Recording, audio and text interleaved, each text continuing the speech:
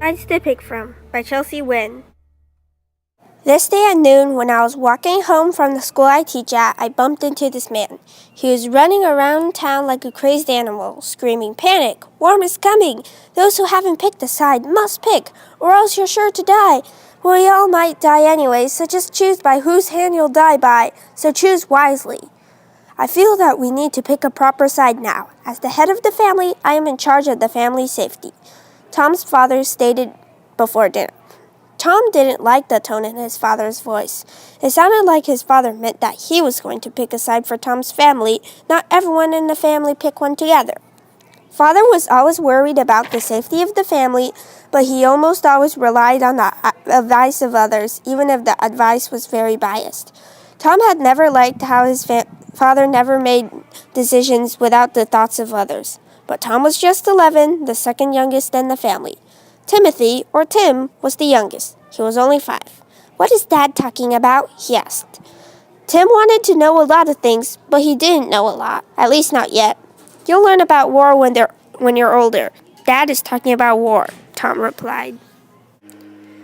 After dinner, his father announced his choice. "I've decided, after consulting various neighbors, that we should be loyal to the king. That way, the British soldiers won't get us, and our neighbors won't get us either, or think that we're odd." "But then patriots might burn down our home," James, Tom's older brother, had argued. "And we'll still be taxed. The patriots protect their new country, their home. We came here to look for a new life on new land with more freedom. If the British takes over, the coming here was pointless." Tom agreed with James.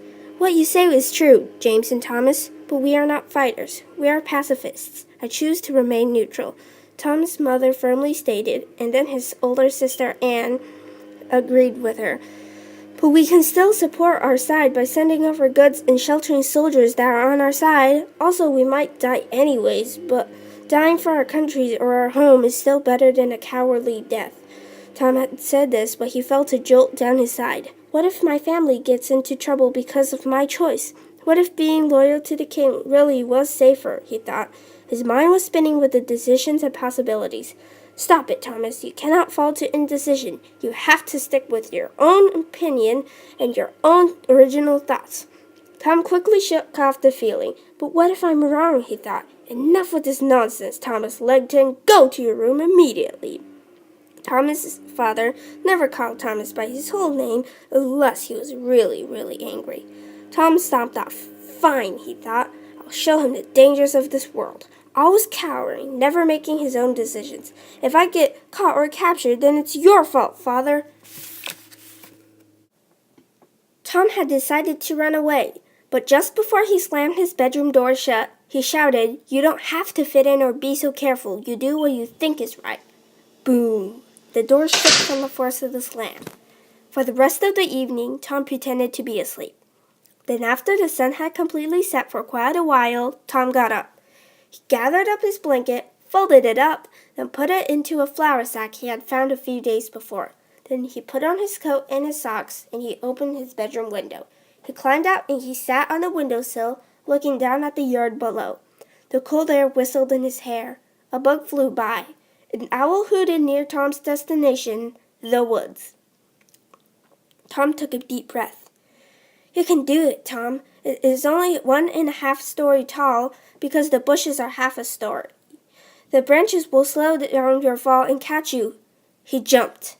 It felt like forever, as if he was falling through thick pudding. But in reality, he only fell for about 3 seconds. Then he hit the bushes. He immediately ran off and jumped over the yard fence, thankful that all he got was a few scratches and not a broken leg. He snatched an apple from a neighbor's garden and kept on running. He reached the woods and quickly munched down that apple. Then he settled down to catch his breath before he go on. He thought about his family. Will they be all right?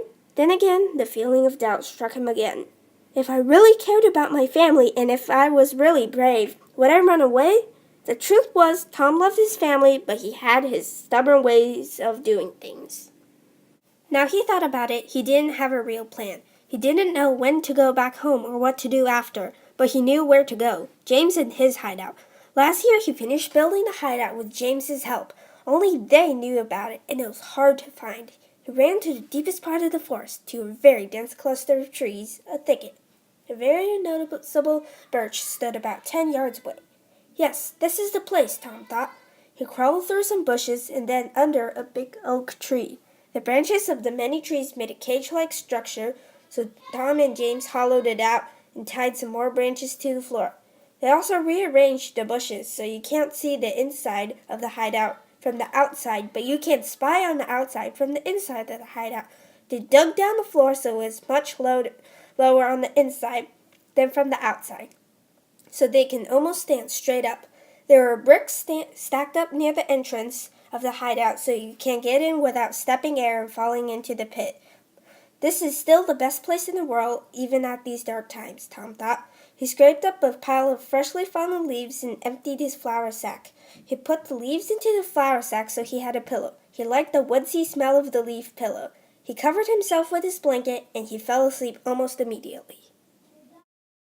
The next day, Tom woke up nice and refreshed, but he was starving. Judging by the sun, it was already past noon.